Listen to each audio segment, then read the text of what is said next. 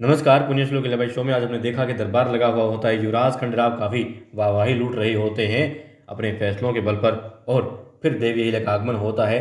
एक महिला उनके साथ में होती है जो कि जी हाँ, जो महिदपुर के जागीरदार हैं उनके खिलाफ शिकायत लेकर के आई हुई होती हैं, और शिकायत में वो अपने पूरा जो विवरण था, जो बातें थी, जो देवी अहिल्या को बताई थी, वही बताती हैं।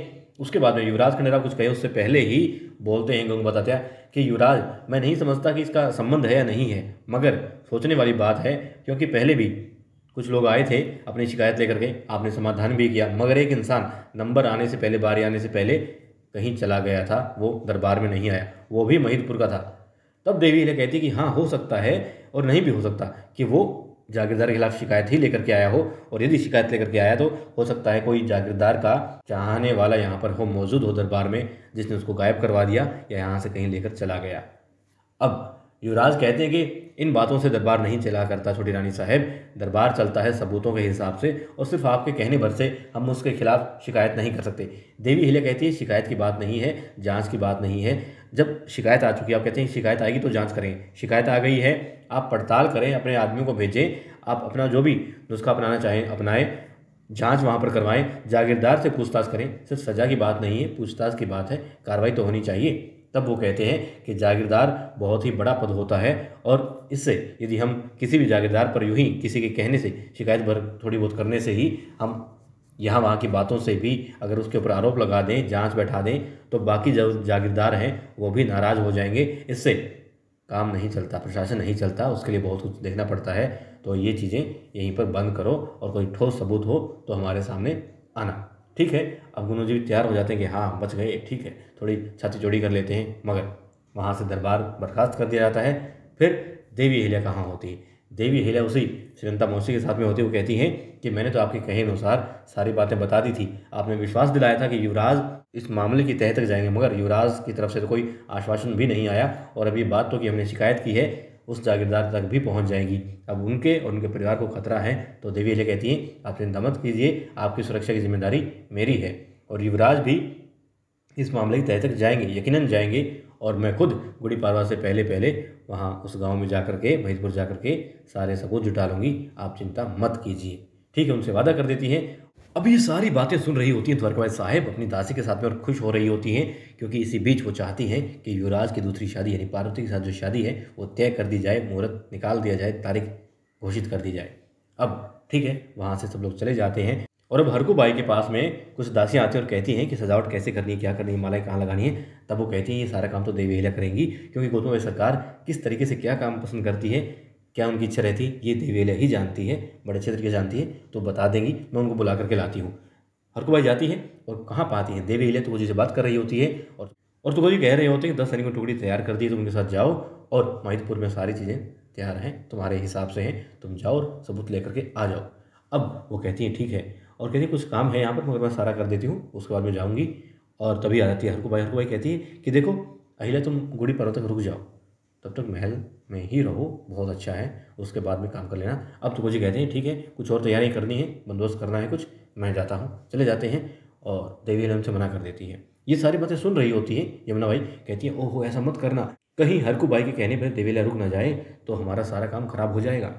अब देवी अहिल्या कहाँ रुकने वाली थी? देवी अहिल्या कहती है नहीं, हरकू बाई से कहती है नहीं, मैं नहीं रुक सकती, मुझे जाना ही होगा, और सिर्फ इसलिए नहीं कि मैं प्रजा को न्याय दिलवाना चाहती हूँ, बल्कि इसलिए भी कि प्रजा के न्याय के साथ साथ युवराज खंडराव के हाथों कोई गलत काम ना हो जाए, गलत फैसला ना हो जाए, इसलिए भी उनके मान सम्मान को मैं नहीं चाहती थोड़ी सी भी ठेस पहुँचे, इसलिए भी मुझे जाना होगा, और मैं जाऊँगी। और ये बातें सुन रही होती हैं यमुना बाई पीछे से खिड़की में से फिर कान लगा के बैठी थी, और वो मन ही मन कहती है कि नहीं, गलत हो जाएगा, कहीं हरकू बाई के कहने से देवी अहिल्या रुक गई तो भला हम अपना काम यानी द्वारकाबाई साहिब अपनी चाल कैसे चल पाएंगी। मगर देवी अहिल्या कहती है कि नहीं, मैं नहीं रुक सकती, मुझे जाना ही होगा। फिर वो कहती है तुम्हारे और युवराज के बीच में मतलब कितना प्रेम है मैं जानती हूँ, मगर युवराज इस वक्त बहुत गुस्सा रहते हैं तुमसे। देवी अहिल्या कहती नहीं सासूबाई, सब ठीक है, और आप ही तो कहती हैं कि पति पत्नी के रिश्तों में थोड़ी बहुत खटपट तो होनी भी चाहिए, और वो चलती रहती है, स्वाभाविक है, बस वही चीज़ है। हाँ, इतना है कि युवराज खंडेराव थोड़े से नाराज़ हैं, लेकिन जब वक्त मिलेगा हम बातें करेंगे तो वो भी सब ठीक हो जाएगा। और वहाँ पर कौन, फिर यमुना बाई सोच रही होती है कि हाँ, तुम दोनों को वक्त ही तो नहीं देना है, और जैसे तुम महिला यहाँ से महल से बाहर जाओगी, हम अपना काम कर चुके होंगे, द्वारकाबाई साहिब अपने मनसूबों में कामयाब हो चुकी होंगी। और अब दिखाते हैं युवराज खंडेराव तेज कदमों के साथ जा रहे होते हैं। कहाँ पहुँचते हैं, अचानक से नज़र पड़ती है ज्ञान कक्ष में। ज्ञान कक्ष में जाते हैं, अपने मतलब कि पुराने दिन याद करते हैं देवी अहिल्या के साथ वाले। और फिर क्या होता है, फिर जो पहला अक्षर देवी अहिल्या ने सीखना सीखा था, पहला शब्द सीखा था, युवराज खंडेराव भी अपनी उंगली से वही श्री उकेरते हैं और फिर याद कर रहे होते हैं, महसूस कर रहे होते हैं, वाह कितने अच्छे दिन थे वो, और वाकई में देवी अहिल्या कुछ गलत कर ही नहीं सकती। तभी तभी आता है एक इंसान और हाथ में एक थाल होती है, खूब सारे फूल होते हैं, प्रसाद होता है। युवराज देखते हैं, कहते हैं ये सब क्या है, तो कहते हैं आपको काऊ जी याद है। उनको याद आ जाता है किशन लाल चौधरी, जो कि साहूकार था और जागीरदारी किया करता था, बहुत सारी उसने जो है ज़मीन हथिया रखी थी लोगों की, गांव वालों की।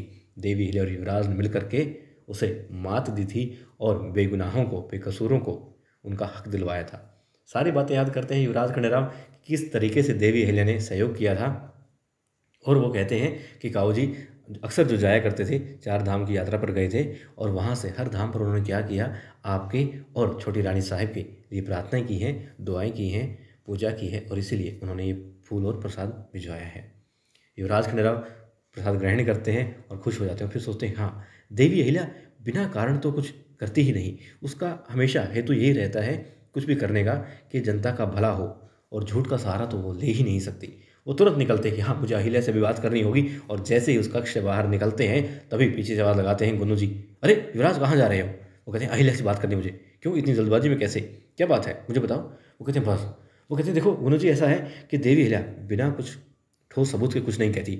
और वो कहते हैं तुम्हें तो पता है जागीरदार के बारे में बात क्यों कर रही है, असली कारण तो यही है कि तुमने उससे उधार लिया है। वो कहते हैं नहीं, देवी अहिल्या कुछ भी हो मगर झूठ का सहारा नहीं ले सकती, उसका खुद का कितना नुकसान हो जाए नहीं, वो झूठ फिर भी नहीं बोलेगी, और छोटे मोटे फ़ायदे के लिए नहीं, वो तो नुकसान भी सह लेगी मगर झूठ नहीं बोलती, मैं जानता हूँ। तब वो कहते हैं ठीक है कोई बात नहीं, तो तुम अभी मत जाओ, उससे बात मत करो, पहले मैं कुछ लोगों को भेजता हूँ जो सारी सूचनाएं वहाँ से है असली वाली वो लेकर के आएंगे, ताकि फिर तुम देवी अहिल्या से बात कर सको कि हाँ वास्तव में बात है क्या, मामला है क्या, जागीरदार दोषी है या नहीं है। और यदि तुमने देवी अहिल्या की बात मान ली तो हो सकता है, मतलब थोड़ी बहुत कमी हो या कुछ अलग बात हो तो भी वही सही हो जाएंगी, और उसका पलड़ा भारी हो जाएगा जो तुम्हें नहीं होने देना है। फिर वो कहते हैं कि लेकिन मैं हमारे आपसी मतभेद के कारण किसी का नुकसान होते तो नहीं देख सकता। वो जो स्त्री थी वो कह रही थी, उस अनंतमोसी, वो सही कह रही होंगी। वो कहते हैं कोई बात नहीं, पहले पड़ताल तो कर लेता हूँ, मैं अपने बुत्ते पर पड़ताल करता हूँ, लोगों को आज ही भेजता हूँ, बस उसके बाद में जैसे तुम्हें सारी बातें बता दूंगा फिर तुम देवी अहिल्या से बात कर लेना। कहते हैं ठीक है जल्दी कीजिएगा।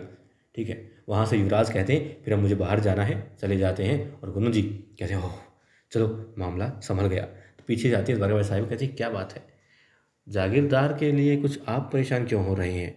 गुन्नू जी क्या कहेंगे पता नहीं, वो तो आने वाले एपिसोड में बताएंगे क्या बहाना बनाएंगे वहाँ पर। मगर फिर दिखाते हैं देवी अहिल्या जा रही होती है और हंसने की आवाज़ सुनती है। किसकी आवाज़ होती है, गौतम भाई साहिब की आवाज़ होती है। कक्ष में दाखिल होती है, क्या पाती है, देखती हैं कि मेहंदी लगा रही होती हैं पार्वती के हाथों पर और खूब खिलखिला रही होती हैं, दोनों खुश हो रही होती हैं, हंस रही होती हैं। देवी अहिल्या देखती है वाह कितना अच्छा लग रहा है, गौतम भाई सरकार कितने दिनों बाद ऐसे हंस रही हैं। उनको देख करके देवी अहिल्या बहुत खुश हो जाती है। फिर वो गौतम भाई साहिब से कहती है कि आपको इतना खुलकर हंसते हुए देखा, बहुत दिनों बाद देखा है। कहती हाँ कुछ बहाना भी तो होना चाहिए ना, ये कोई मौका भी होना चाहिए खुश होने का, वही 3 दिनों बाद आया है। ठीक है, फिर वो कहती है कि कितना लंबा अरसा हो गया, कितने महीनों बीत गए, आपने मेरे हाथों पर मेहंदी नहीं लगाई। फिर वो तुम्हारी सरकार कहती है कि मेहंदी लगवाने के लिए ध्यान लगाना पड़ता है, समय देना पड़ता है, जो तुम्हारे पास है ही नहीं, तुम्हारे पास तो 10 काम और होते हैं। फिर बेचारी अहिल्या चुपचाप होती है, मगर फिर देखती हैं और वो कहती है पार्वती कि मैं आपको हमारे गाँव की बातें बताती हूँ, जिनके सुन करके जो है गौतम भाई साहिब इतनी खुश हो रही होती हैं और देवी खुश हो रही होती है, सिर्फ उनकी सासू बाई गौतम भाई सरकार को इतना खुश देख करके।